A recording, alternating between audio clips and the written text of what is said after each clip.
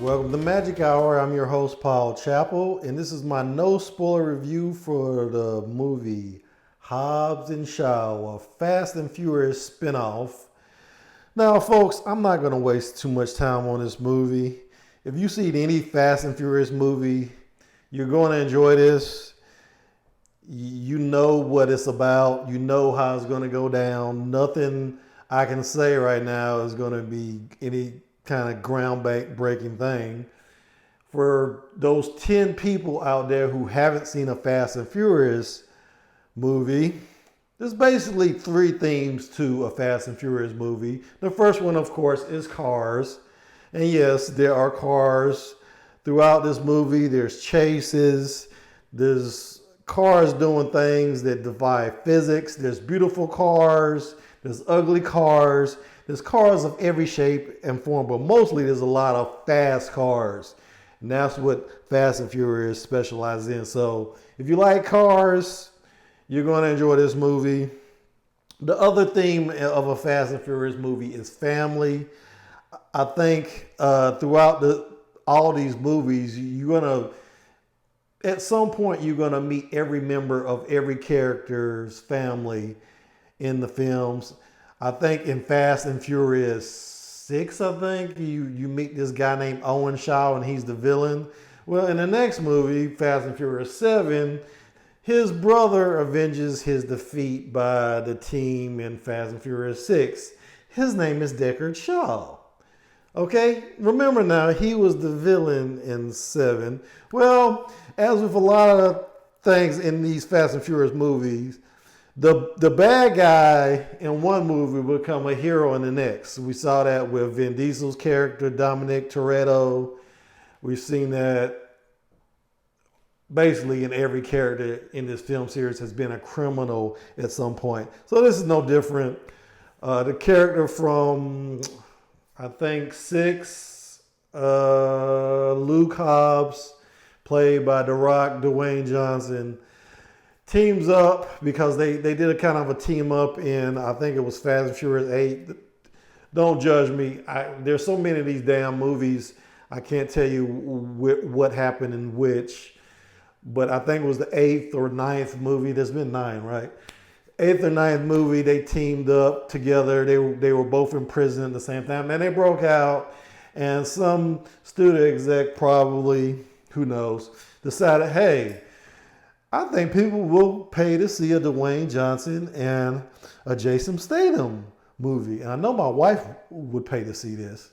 So this is a very smart move on a part of whoever makes these movies. Like with every Fast and Furious movie, the third theme I would say is there are lots and lots of explosions.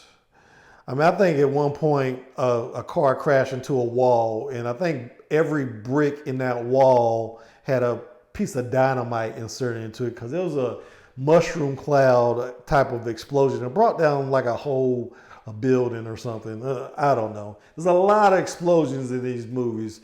So if you got epilepsy or something, you probably, I don't know, the explosions trigger epilepsy? I don't know. I'm not a doctor, obviously. But suffice to say, there's a lot of explosions, there's lots of cars, and then lots of family. Because in this movie, we meet Deckard Shaw's little sister, played by the beautiful and very accomplished Vanessa Kirby. If you've seen The Crown, you know her. She played Princess Margaret.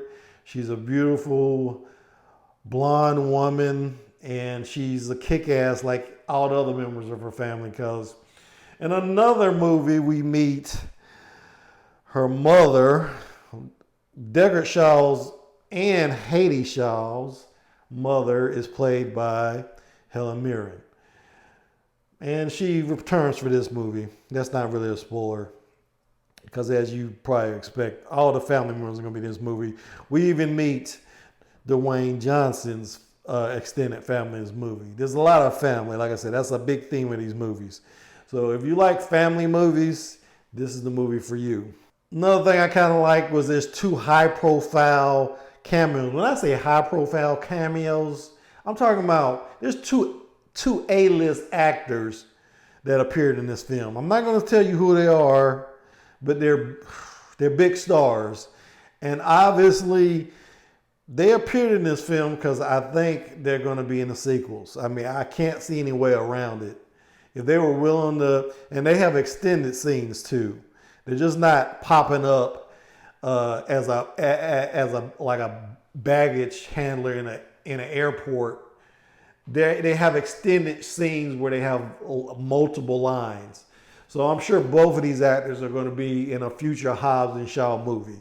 So be prepared for that. But you're going to be thrilled at the two actors that appear in this film. Like I said, they're A-list actors. So, there's only a certain amount of A-list actors. You probably could figure it out on your own if it already hasn't been ruined by the internet. There's 4, count them, 4. That might be even 5. I don't know. There's so many of them. There's 4 end credit scenes. So be prepared for that. If you're one of those people that have to see all the end credits, you're going to have to wait till the very end. And the very last one isn't really even that great. But there's 4 scenes.